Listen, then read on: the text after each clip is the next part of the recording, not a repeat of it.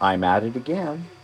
I'm making more gnomes, even great big gnomes. Can you ever have too many gnomes?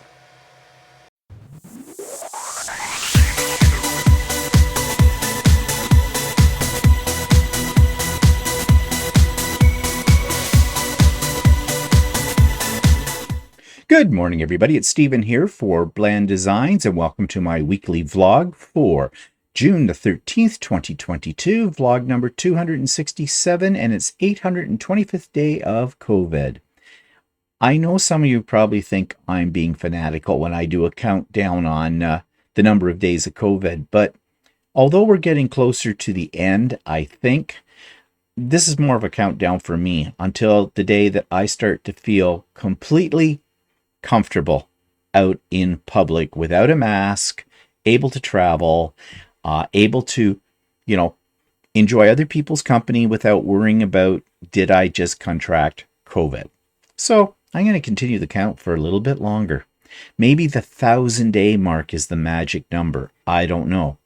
Okay, moving on. What have I been working on? Well, let's just take a look here. Okay, you've seen this before, but now it's completely finished. This is my With Glowing Hearts quilt, which was the pattern from hell that I altered majorly because the instructions sucked majorly. And it's all been quilted now. I put it on Lucy and got it all done, and I'll see if I can do a close-up. Oh yeah, because this system works different than my old system. Still trying to get used to it, but here you go. You can see in here, I did a maple leaf and swirl kind of pattern. I used the computer on Lucy to do this, and it turned out pretty good.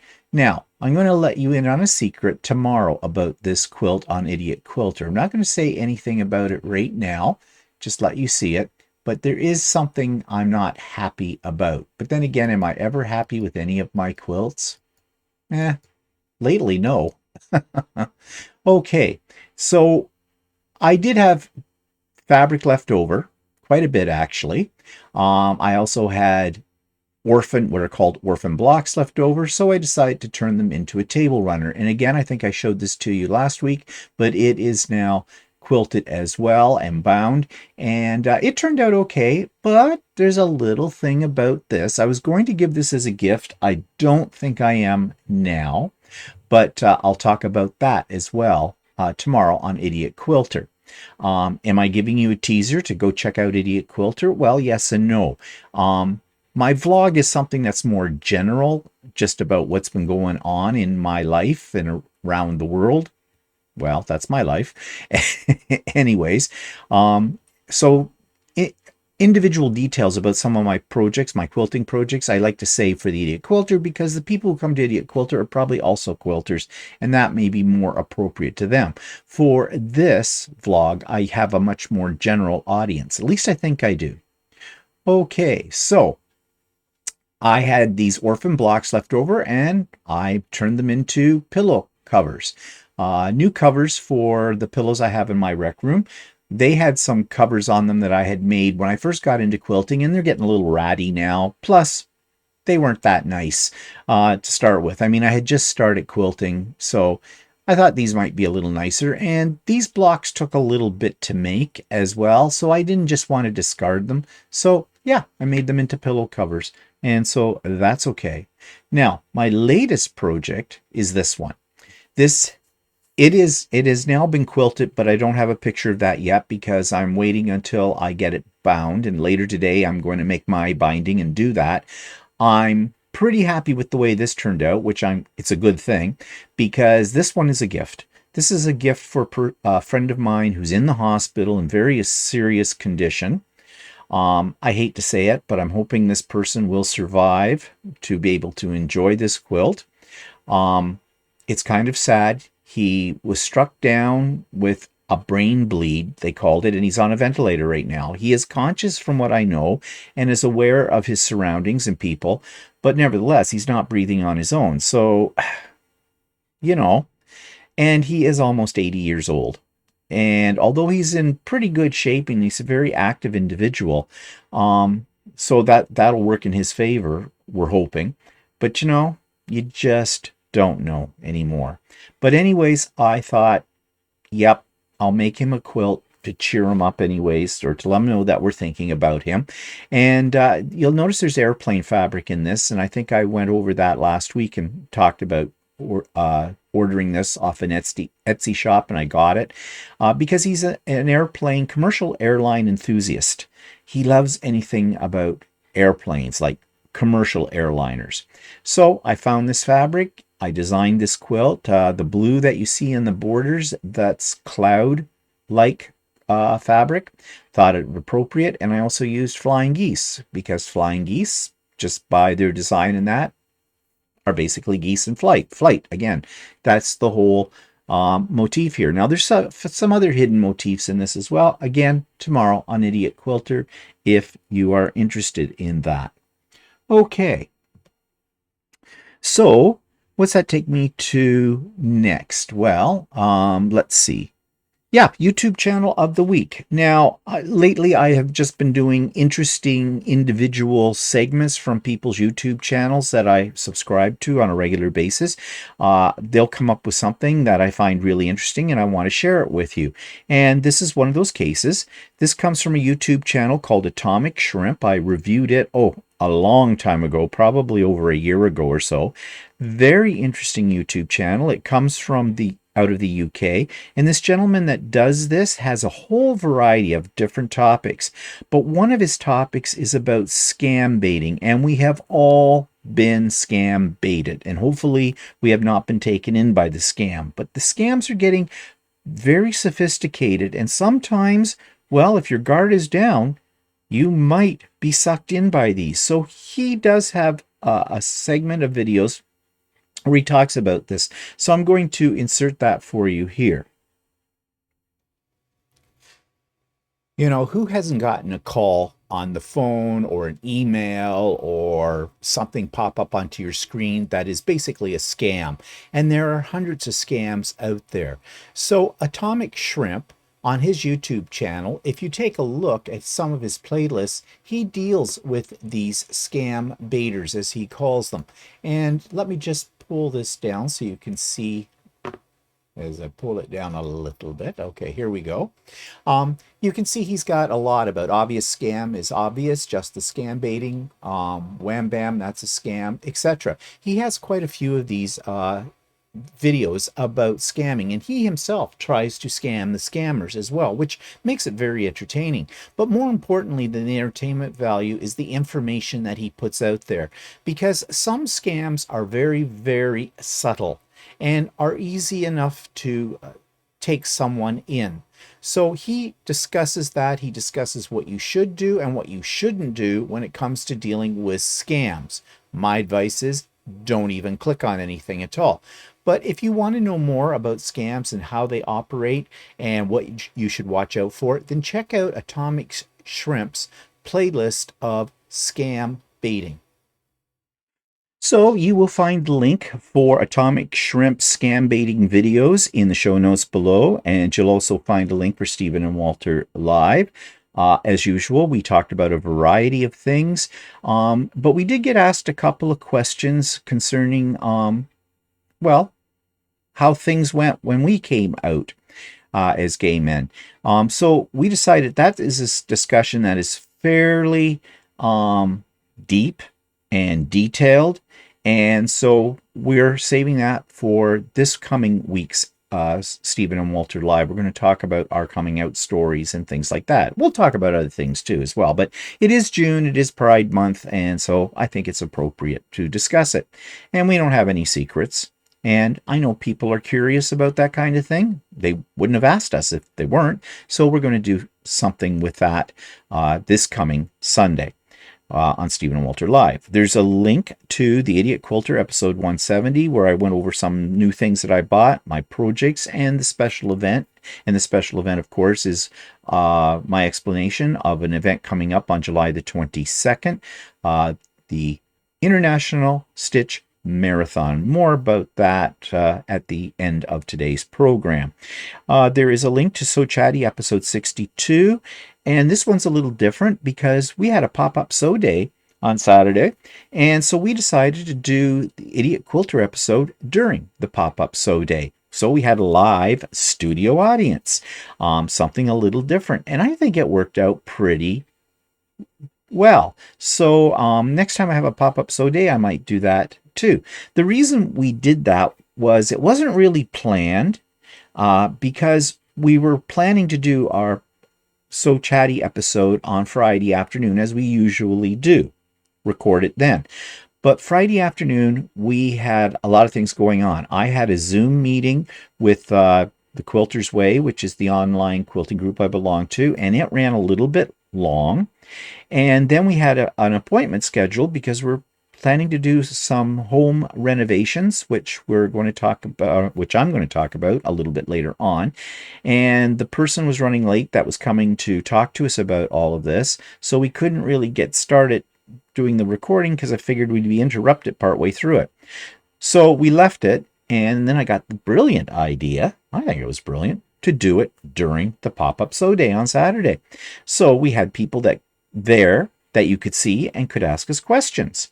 I think it worked out pretty well. So next time I do a pop-up sew day, I think I'm going to do something very similar. Or what I might do as well is just make a short video during the pop-up sew day where we talk about what people are working on and things like that. I don't want to record the whole day because that would be boring and also possibly a little bit intrusive upon the people who are participating. But I've got this idea in the back of my head, so you never know what I'm going to do. Stay tuned. Okay, and there is a link to my latest interview with Anne Tarabini. She is an excellent quilter, an excellent sewist. She's taught sewing for many, many years at many, many levels. And I think you'll find the interview, if you haven't seen it already, very, very interesting.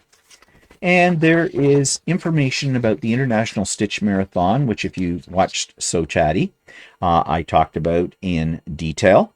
And it's just in a nutshell, July 22nd, 2022, about 5 weeks' time, 6 weeks' time. It is an all-day affair. It starts, if you're in the Eastern time zone, for North America, 11 a.m. in the morning, runs till 11 p.m. If you're in the Mountain Standard Time, it will be starting at 9 a.m. And if you're on the West Coast, Pacific Time, it will be 8 a.m., all 12 hours long. You come and go as you please. Get caught up on some of your projects, whatever those projects are. It's open to everyone. There are quite a few hosts, like 1, 2, 3, 4, 5, 6, 7, 8, 9, 10, 11 hosts. That's a lot. But each of the hosts has a YouTube channel, and I'll be featuring their YouTube channel and the host each week until then. Actually, I'll probably have to do a couple because I just realized if there's that many hosts, I don't have that many weeks. So I may be doing a couple each week on So Chatty. So be sure to check that out. In fact, what I might do is split it up and put some in the Idiot Quilter and some in So Chatty. I'm just thinking out loud now, which is not something somebody should be doing when they're doing a video. Okay, so let's turn our attention then to what's outside my window. And here you go. Here's what the weather's looking like today at 7:51 this morning. And looks nice. Looks like the day's going to be really nice. The sky is nice and clear by the looks of things. A few clouds. Grass is really nice and green. The trees all leafed out. Everything. It is June. And looking at my weather right now, it's 16 degrees Celsius. So it's moving up. When I got up this morning, I think it was about 12, so it's gone up 4 degrees in the last hour. I haven't looked at the forecast for the whole day to see what the high might be. Yes, I do know what the high is going to be. This watch is amazing, this iWatch. Yeah, I think the high is supposed to be 23 degrees. That's very nice. Very nice. And it's a shame I probably won't go outside today. Should go out for a walk. I'll have to speak to Walter about that. He's been bugging anyway, saying we should be going for a walk on a more regular basis. And he's right. But I just get so busy doing things, you know. But we could use the exercise. Could, yeah, we need the exercise and should enjoy the nice weather because, here where we live, we don't get a lot of nice summer weather for very long. So, got to enjoy it when we can. Okay, so that's what's outside today. And let's go to me again. Oops. Yeah, there I am. I'm trying to get used to this new system. I'm coming. It's coming. It's coming. Just bear with me. Okay, so what's pissing me off this week? Well, lately I've been getting these calls, and they're kind of semi-scam calls.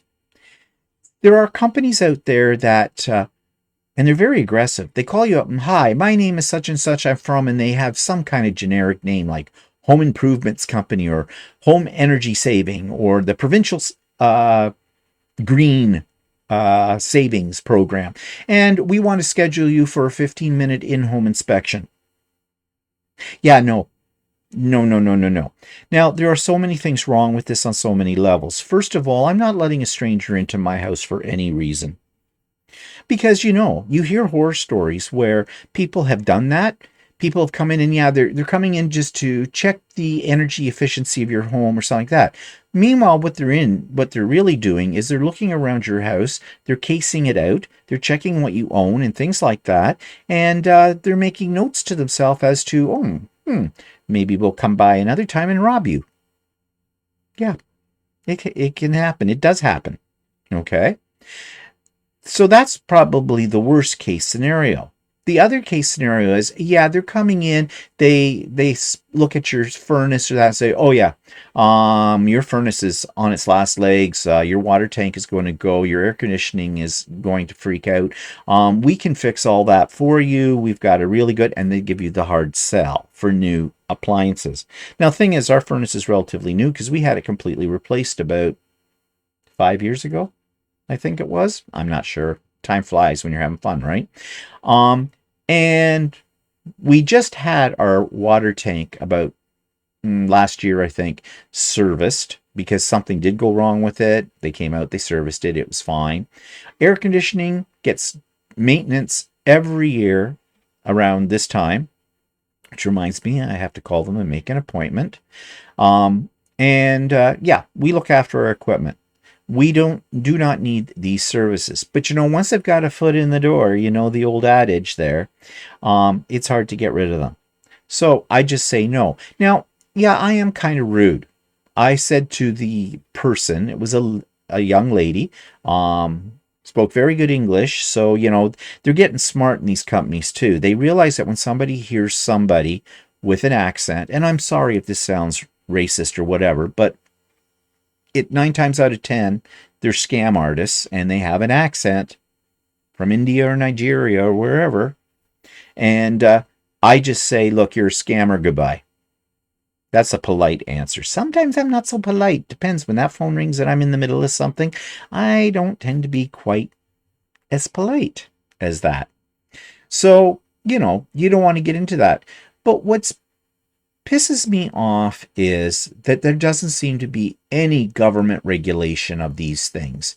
And it's coming through our phone line as well. So you would think that our main provider of our telephone services, Bell Canada, could do something about that. I mean, they're a high-tech industry. There must be ways that they can do it. Now, someone's going to write a comment and say, well, why don't you just block the number? But the thing is, you don't see a number. It comes up unknown caller.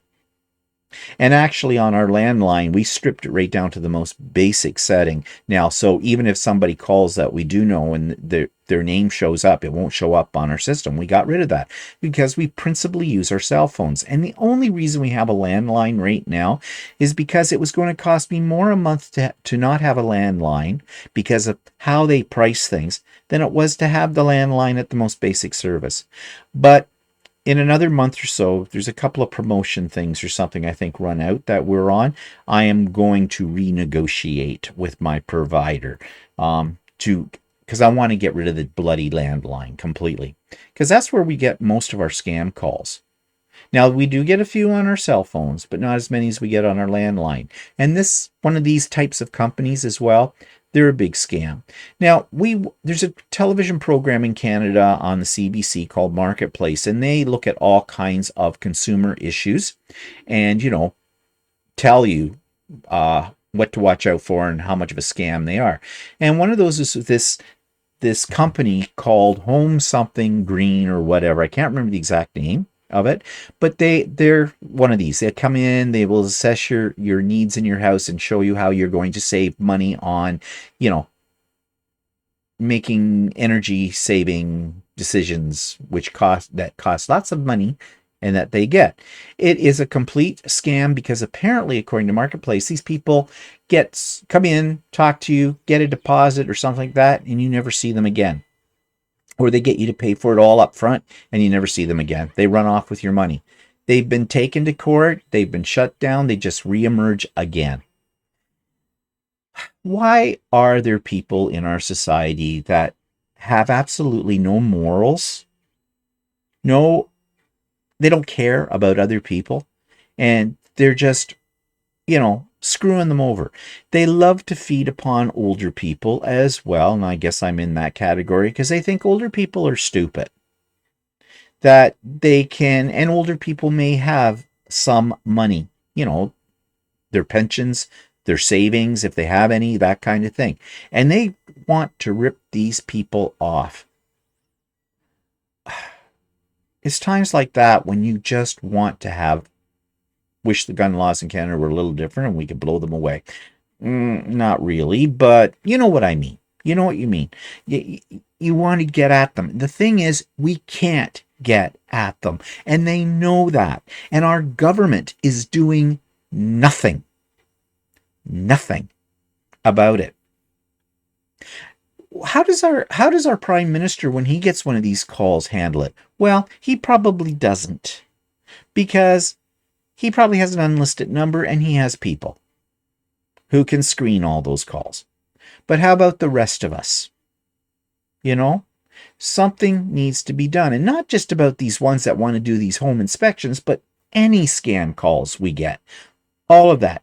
We have the technology. If the hackers have the technology to be able to call us up or to send us messages to get some of our information so they can do that, then surely to God, our government has technology that can counteract that.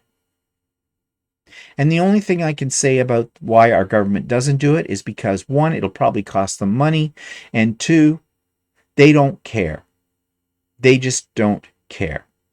Well, they're supposed to care. They're supposed to be looking after us. That's what we pay them the big bucks called our taxes to do. And they are failing at it miserably, as we well know. So, just a word of advice. These scammers are getting much more sophisticated. If it sounds too good to be true, and this is what Atomic Shrimp in his video says, if it sounds too good to be true, it's probably not true. If they ask you for any personal information, it doesn't matter who they say they're calling from, do not give that out. If you see something in writing from them, as in an email, and there's bad spelling, bad grammar, that's a red flag. Don't click on anything. If they have an accent when they call you, sorry, this is what sounds racist, hang up. Hang up. If it's a recorded message, hang up. If it's telling you there are charges on your credit card that look suspicious and they're from the security of your credit card, but they don't name the credit card, hang up. I'd hang up anyways, because the credit card companies don't do those kind of calls. Banks do not call you. When in doubt, hang up, call your credit card provider, call your bank, and ask them about it. And probably 9 times out of 10, they're going to tell you, no, we didn't do it. Not 9 times out of 10, 100% of the time. And if you get one of these calls that, sounds legit, If they are legit and they want to make an appointment with you, simply say, if you leave your number with me, I am too busy right now to discuss this. I have to consult my calendar. I will call you back. If they don't give you a number, or if they press you to make that decision right now on the phone, hang up. They're a scam. A legitimate business who wants your business will certainly wait for you to give them a call, and they will give you the contact information. These scam artists will not. So that's my advice to you. And if you're an older person like me, if you're a senior citizen, don't. You have power. Your power comes in the word no. And you have physical power in hang it up. Just do that. And you'll be better off for it. Okay, so let's move on to what is next. Oh yeah, new products. So I got a few things at Ultimate Sewing the other day. They had a big sale. Do I need fabric? No, I do not need fabric. But you know, it was 20% off. So I went in, and I hadn't been in for a while too, and I love visiting with the ladies that work there and the owner, Shirley, as well. And so we went on last Thursday, and I did see these two fabrics that, of course, one with butterflies, you know immediately I had to have it, and bright colors on both of them, had to have them. Would I put these together in the same project? Maybe. Maybe not. I don't know. I have them. They're pretty. You know me. But I also bought this, what they call the MIDI twister. It's a special template that you use to create, well, you can see down in the bottom right hand corner of that packaging the design that it creates. In fact, I use that with the airplane quilt I showed you earlier. I own another version of this particular template, and I made a gnome table runner at Christmas time last year using one of those templates, if you remember. You may not. And yeah, it's kind of a neat thing. So I bought one of those when I was in there as well. And as I said, I've already used it on the airplane quilt. So, yep, pretty fabric. I cannot resist pretty fabric. And then I bought something else new. The wool mat. That big gray thing is a wool mat. Now, I've owned wool mats before, and they're meant for pressing. And if you've never used one, they are so good. They're absolutely excellent. But the ones that I bought were 18 inches by 24 inches. 18 inches high, 24 inches wide. And they would fit on those two things you see sticking underneath. Those are my pressing boards that I used to press right on those until I got my wool mats, and I put the wool mats on top of them. And you need to have something under your wool mats, because when you steam, it'll go right through the wool mat, and whatever's underneath it is going to get a little damp. And never, ever put your wool mat on top of a cutting mat, because when you steam on top of it, it'll go right through and it's going to warp your cutting mat, and you'll never get that warp out. I can tell you. Ask me how I know. So anyways, I was saying to Walter, thinking out loud, I said, I love my wool mat. I wish I could get a bigger one so I don't have a gap. Because you see, when I had those two wool mats, I had them butted up against each other, but there was still a gap. And my fabric, as I'm working on it, would tend to sort of sink down into that gap, and it would wrinkle. So I'd be having to constantly move it over to avoid that. But if I had one solid piece wool mat that fit that area, I wouldn't have that problem. So my theory was. And now I knew that there were larger ones available, but last time I looked, the price was astronomical, like about $300, because wool mats are not cheap. Even the smaller ones that I had each cost over $80 Canadian dollars a piece. So this is not a cheap ironing accessory. So I thought, what the heck, let's go on Amazon, take a look. Well, lo and behold, Amazon had one that was 22 inches high by 60 inches long. And it was half an inch thick, which is what my existing mats are. And I looked at the price and couldn't believe the price. $129 Canadian before tax. On Prime, free shipping. 1 day to get it. I looked at it, I read the reviews, I checked it out because I thought, oh, there's got to be something wrong with this. It said it was 100% wool, which is what my original mats are. It said that there was 100% money back guarantee and all this stuff. So I thought, I'm going to take a chance. Well, it arrived during the pop-up sew day. I did an unboxing live, and I couldn't be more thrilled with this. Yes, it was 60 inches long. I actually had to cut it down because I only need 45 inches. But so I cut 15 inches off. It cut very easily with a 60 millimeter rotary cutter. It fits right there. I have used it. I love it. I absolutely love it. And you can't beat that price. So if you're looking for something like this, just go onto Amazon, and it's available on both Amazon.ca and Amazon.com. And all you have to do is do a search for wool pressing mat, and you'll find this one there. And as I said, the measurements for this one, there's various measurements, okay, sizes. But if you want one as big as this, it's 22 by 60 inches. Well worth the money. Great investment. Okay, so what else did I buy? Anything? Yes, I did. I bought Adobe Photoshop Elements 2021. Now, I've used Adobe Photoshop Elements in various versions of it over the years on my PC. I love that program. I don't use it to its fullest because there is a lot of things it does. But now that I have the Mac, I was looking for programs in Mac that, I was looking for basically freebies because I don't do that much photo editing. But I didn't find anything that really suited my purposes, and I'm very familiar with how Adobe Photoshop Elements works, so I bought the Mac version. Actually, this has both the Windows and the Mac version. I bought it off of Amazon.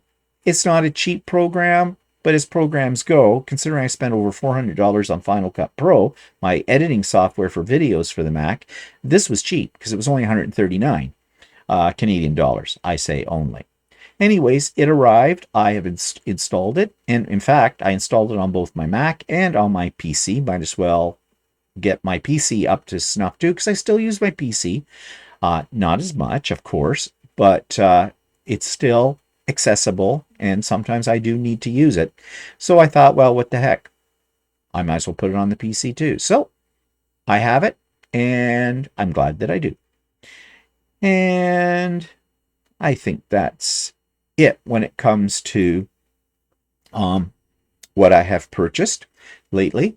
And so that takes me to the 3D corner. And okay, more gnomes. Yes, I'm sorry. I just have this thing about gnomes. But I discovered this model, they call them models, as you've heard me say before in 3D printing, that created little jars, decorative jars, with a screw-on lid. So I made a test one and found it worked really well. So I decided to play around with it. I changed some of the settings to make it a little stronger because I thought it was a little, the sides of it and the bottom were a little thin.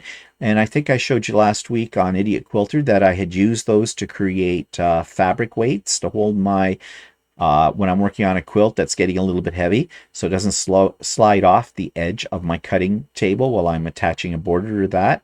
I made a couple of weights, filling these little containers with pennies. And that's working out really well. But then I thought, well, what more can I do with them? And of course, gnomes come to mind for me. So let me just switch here. So here you go. I made these little containers. So at first I was sticking the gnomes on the top, and I made one of those little containers a little shorter and a little wider. Stuck a couple of gnomes on the top of those. And then I decided, hey, let's put a gnome right on the front. And so I merged together these two models, and that creates, so it'll all come out in one piece. And the lids come off, and you could contain things in them. And I'm thinking, well, oops, that's not it. Could we go bigger? I've got to grab it because I forgot to take a picture of it. So I'm going to show it to you live. Just hold on a sec. And here it is. My rainbow monster gnome jar. Lid. Screws right off. You could use it to hold whatever you want it to hold. First thing I thought about is a cookie jar. This would make a cool cookie jar. The only problem is this plastic that I'm using is not rated as food grade plastic. Now I do know people make cookie cutters and things like that using their 3D printer, and I don't think they've had any adverse effects. But I don't know if I stick cookies in this long term, I don't know if there would be any chemical residue that they, like fumes or something, that the cookies could absorb and then it kills you. Have a cookie and die. Yeah, no. So I don't think I'm going to be using it as a cookie jar. Now, I could use it as a candy jar, like hard candies that are all wrapped and things like that. That might be okay. Like I eat so many of those. Not. So I don't know what I'm going to do with it, but I think it's pretty. I think it's fun. I might make a few more of these little smaller ones, sort of like, the ones that you see up here. They might become Christmas gifts. I can put little wrap, like Hershey's Kisses at Christmas time or something in them to give them as gifts. I might do that. I don't know yet. In fact, I am thinking about Christmas right now because it's June. Christmas is only 6 months away, and I need to start figuring out what I'm going to be creating as Christmas gifts. I definitely will be creating a Christmas quilt, possibly a Christmas wall hanging as a gift, some Christmas tote bags, and I always like to do something with the 3D printer. So later today, I'm going to do a little bit of a search on the 3D in 3D sites to see what I can find that might be kind of cool for Christmas. But I might do these little gnome things, maybe do them in Christmas colors or something like that. I don't know. Actually, I just thought of something. This might be a good gift with fat quarters stuck in it for a quilting friend. But here's my problem. I don't have a quilting friends. So sad. Anyways, we'll see. But I'm already thinking about Christmas. And also, this is the time of year when fabric stores are starting to get in their Christmas fabrics as well. And as soon as they come in, you want to get there early because they'll be snapped up in no time. So I need to do a little bit of an inventory on what I have left over from last year and start doing some shopping. Okay, and one other thing that I made, let me see if I can get the picture up here. Okay, this is just whimsical, but I saw it and I thought it might be fun to make. This guy. He is called Serpentor. He's kind of half man, half kind of scaly snake, but it turned out really great. And I didn't think it would. I made it with the rainbow filament, which is my favorite filament, just because I like the colors in it. And yeah, does it have any practical purposes? No, but most of the things I make on the 3D printer don't have any practical purposes, so what the heck? It's just all part and parcel of the 3D printing game. As I've said many times before, 3D printers, toys for big boys. Okay. So that takes me to Blast from the Past trips, and this is my next part of the Barossa Wineries area of Australia, February the 16th, 2018, and this is part 2. So we found this place, and this is the entrance to it, but that goes down there, but what's up here? Because that one says please use other entrance, but it's not closed. But I wonder if it says tour entrance, I think. Oh. So is that where their cellar door entrance is? or what? We know not. Cellar Door Sales. If that says tour entrance, then maybe it's down there. Well, I That's have a the feeling we can walk down here. Okay. They got the gates open. Well, yeah. It's a mystery.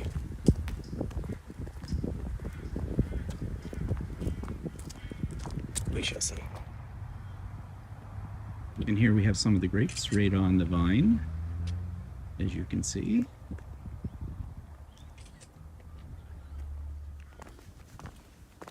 Look, it's Kansas. I don't think we're in Kansas anymore, Toto.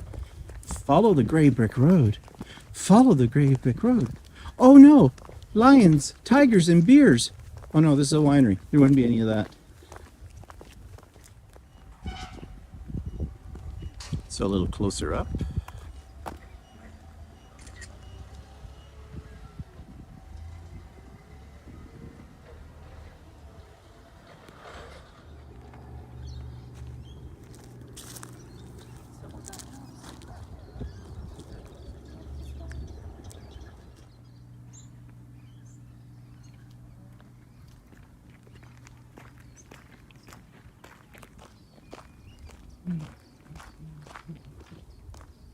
Palm trees, let's say winery. Mm-hmm.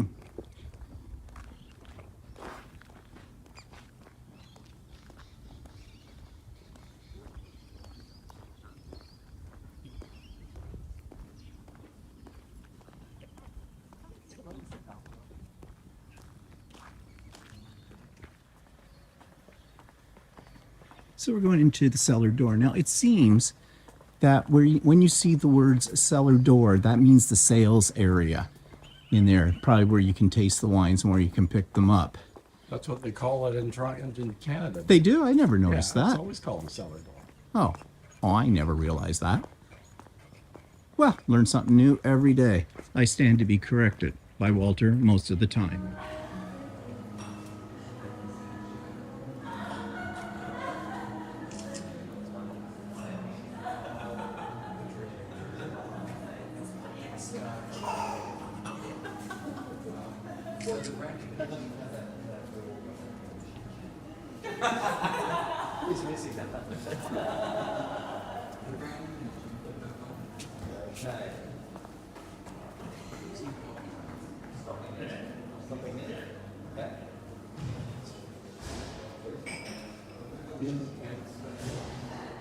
What's that? In specials, $20 a bottle. $12 a bottle. Silver $6 a bottle. Oh, well, geez. There we go. Let's try a cheap one. What is it? Red Shiraz.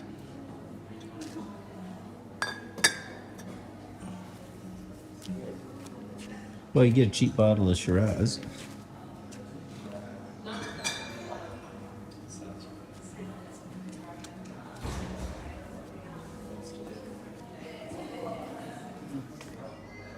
Here's a selection of their wines. $26.50, $25.20. 15, 22, not bad, $10. Of course, we have no idea what they taste like. It's a liqueur Shiraz. A liqueur Shiraz? Ooh. That doesn't sound all that appealing to me, but... Oh, I am going. Okay. So we went into there and we looked around and you saw the pictures of it and everything. We didn't buy anything because, well, right now we're walking back to the car with it. The other thing is Walter has to drive, so we can't do any tasting because it's bad enough that he has to taste. It's bad enough that he has to drive on the left side of the road. Yeah, well, if I get tasting it, I won't be able to tell you that you're scraping me off on the left side of the road. Yeah, right. But Push you out faster. you know, like if we were in our own country or something. But I think we should get a few bottles of wherever we go just for something decent. Well, And okay. because, I mean, we've got tonight and we've got another like 5 nights in Adelaide, so. Yeah, all right, fine. But you didn't want to get the $6 Shiraz. No, I know. And, Well, it tastes like you do. well, that's because we didn't taste it. But anyways, it's interesting to see the interiors of these places. Let me just walk up here. Wait, you want to go up there? All right. So anyways, We have more to go. This is just our sort of our first stop because we stopped at the information center and this place was close by.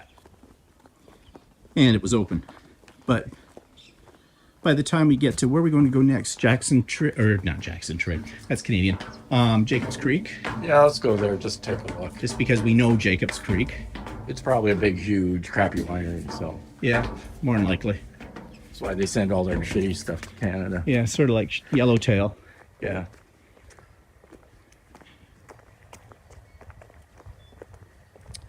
But you get to see what we're seeing. So today is all about wineries. So we have arrived at Jacobs Creek Winery. This is one that we drink a fair amount of. And we'll see what kind they have here because Walter says it's probably a huge winery and it's probably the cheap shit. Oh, no, we get the cheap shit. No. They probably send the cheap shit to Canada. Well, anyways, we'll see what it's all about. Bump.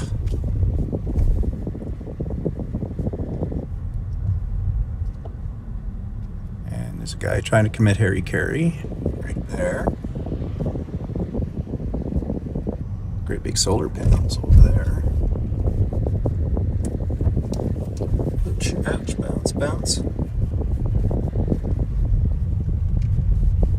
They just opened. It's like 10 after 11. They opened at 11. Oh, we beat the Chinese. Yay.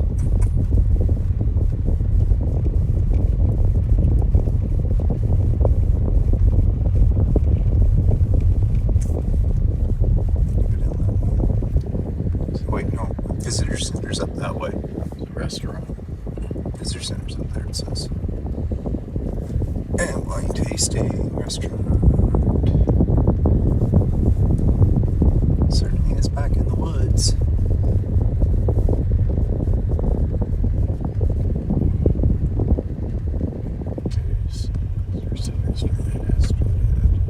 Bump. Oof.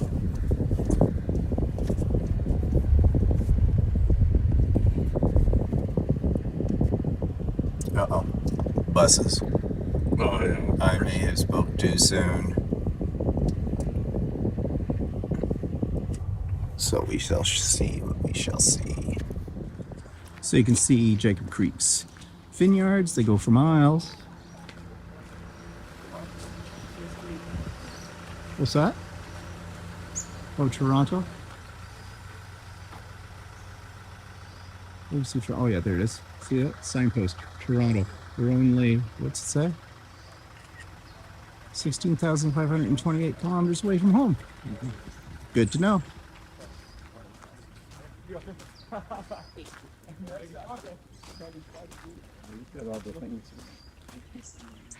What, the different kinds?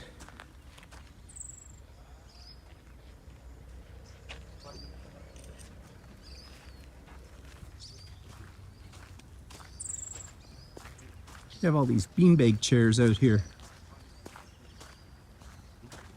Saw those in by the visitor center too earlier.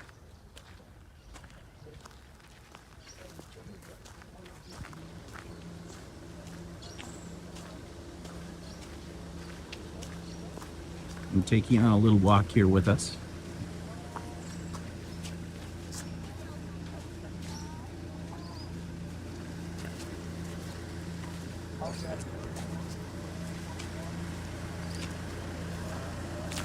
There we are. It's New York. Oh, 16,528 kilometers from home. Actually, we're exactly the same distance from London.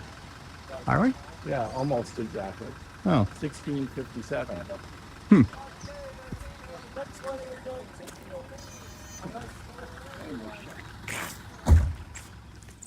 Well, I didn't know you were taking a picture. Excuse me. You're in my shot. Here, stand in it. I'm taking video here. Not in front. Where do you want me? Somewhere so I can get the... Go over a little bit more. There, okay. Okay. You're in my video. And that takes me to events in the past week. And as I already mentioned, we had a pop-up sew / craft day. Lots of fun. You know, I only give about a 24-hour notice usually as to when I'm going to have one of those. Didn't have a lot of people. I think at the height of it, there was probably 10 of us or so on there. And that was okay. Lovely group of people that were there joining me, made the day very, very pleasant. I debated whether I should run one because the weather was kind of nice on Saturday. Kind of not too. It did rain a little bit. It's kind of one of those kind of days, you know, sunny, rain, whatever. But you know, warmer weather, at least in this hemisphere, people don't want to be trapped indoors. So I didn't know if anybody would really be interested, but they were, and I got a lot done. And from what I heard, they got a lot done, and we had a really interesting day. One of the really unique things about the day, too, was one of the people joined us for a while, joined us from her boat. She was out on her boat in the Thousand Islands, which is in the St. Lawrence River here in Ontario. Very picturesque, very scenic part of the country, of our province. And I jokingly said to her, "Oh, do you have your sewing machine with you?" She did. She had a featherweight with a crank. And she did say she could plug it in if she wanted to, but it was easier, I guess, on the boat just to crank it. And she was working on a project. And I just thought it was so cool because she's on a boat. The scenery is wonderful. The day was lovely. And the best of all worlds, really, really quite unique. Unfortunately, at the time that she logged in with us, I didn't think to record it, and I really should have, because it was a unique experience. But you've already heard me talk to or say that we did Sew Chatty during the pop-up sew day as well, and so that's really quite evident if you tune in to Sew Chatty. And then I had a cute little visitor, my little pet, my Chippy. That's what I call him, Chippy. I know, it's real original. He's a chipmunk. He comes into our enclosed part of our deck and usually sits there on the carpet and cleans himself, finds something to munch on the carpet, which I don't know what he's finding because, you know, I vacuum that carpet. And I don't leave any nuts out for him. I'd like to, but Walter says I can't because he's afraid that it'll keep coming around. He'll bring his friends, and then they'll all be trying to get into our house, like into our eaves or something like that. Because chipmunks, although they are very, very cute, they are very, very destructive too. Yeah, ask us about that, how we know. But he is a cute little guy. And so he was sitting out there the other day, and I decided to do a quick little video of Chippy grooming himself. And he didn't seem to really care. Now, I was behind glass. I was inside with the door shut. I'm pretty sure, though, he knew I was there. But chipmunks don't care. When it comes to people, I'm sure that if I went out with a handful of nuts and held them up, he'd crawl right up my leg and sit right on my hand and eat those nuts. Because I've done that with chipmunks in other places before. Again, Walter won't let me do it. And I want to. They're just so cute. They're so fluffy. Kind of a thing. So here's my little video clip of that.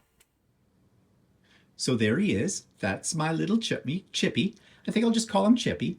He pops in every now and then for a little visit.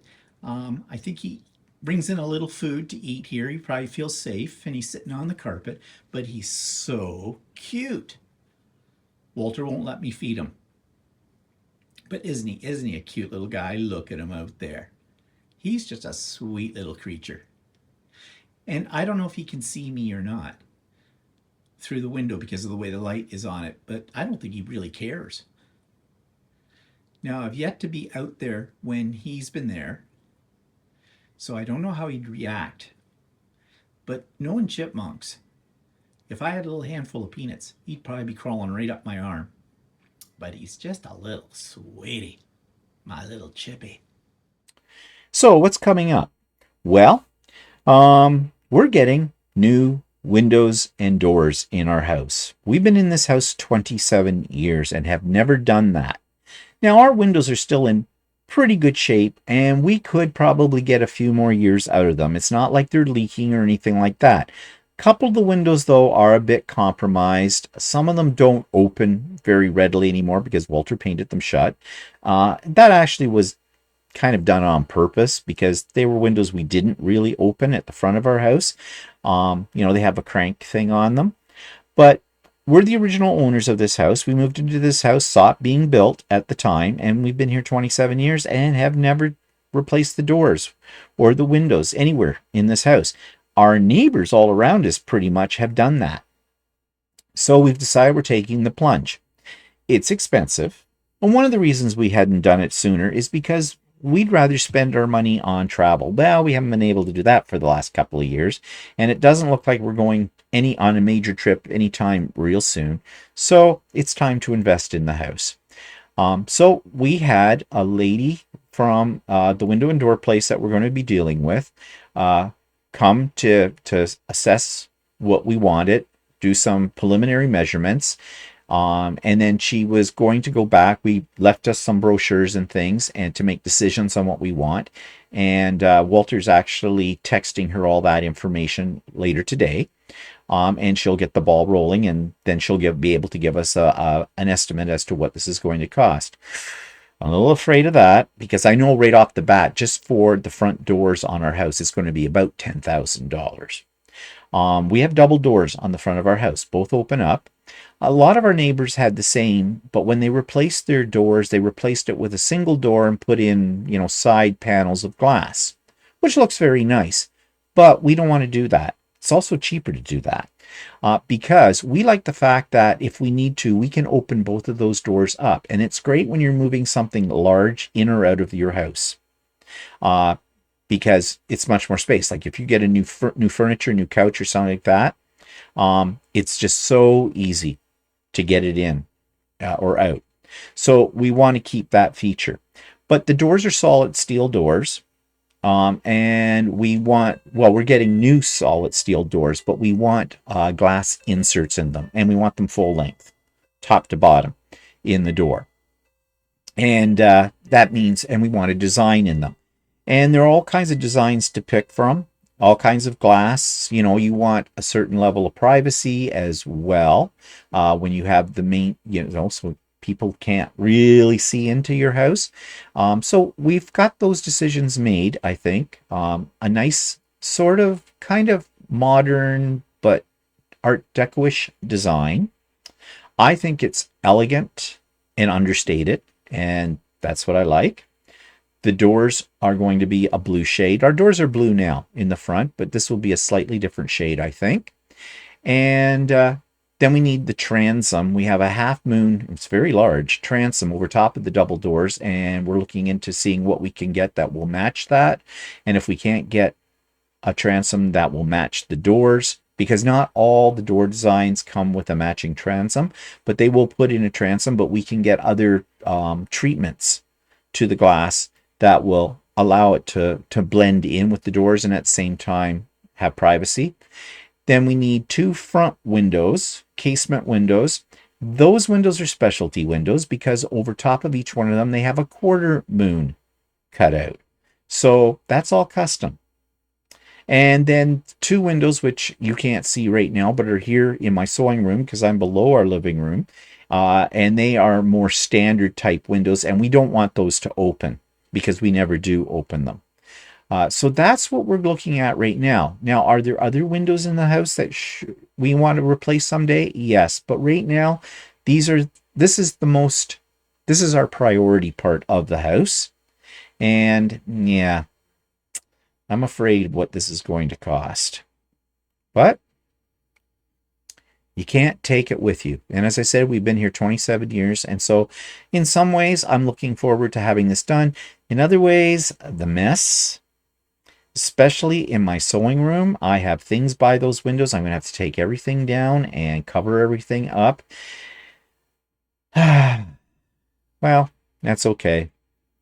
It has to be done. But you know what happens with home renovations, right? One thing leads to another because we really do need to have our floors replaced in our front, in the front foyer of the house by the front door. But we've talked about doing that, but we didn't want to do it until we had the new doors and everything in. That costs money. We have 3 bathrooms that all need new floors. And we have some other areas that need to be, something needs to be done. Like, do we get rid of carpeting and go hardwood, or do we put in carpeting? We already have hardwood in part of our house, but our carpeting is our original carpeting from 27 years ago. It has worn really, really well. I will say that. But it is getting worn, especially on the stairs and that. Well, we're very, very clean people. We vacuum regularly, and that kind of thing. We don't walk around in our house with our shoes on and stuff like that. Okay, so yeah, that's why our carpets have worn so well. But it is time. But again, ka-ching, ka-ching, ka-ching. So right now we're just concentrating on the front of the house, on the doors and the windows at the front, and we'll go from there. So I'll keep you abreast of what is happening with all that. It's not going to happen tomorrow because they have to order all this stuff, then it has to be installed. So I am figuring that they probably won't even start the installation until maybe in the very early fall, maybe until September.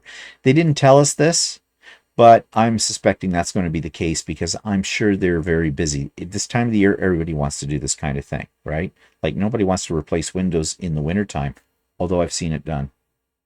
But I don't think I want to go that route. But we'll see. We'll see what comes out. Okay, and I've already mentioned, of course, the International Stitch Marathon, July the 22nd. All the details are in the show notes, so you may want to check that out.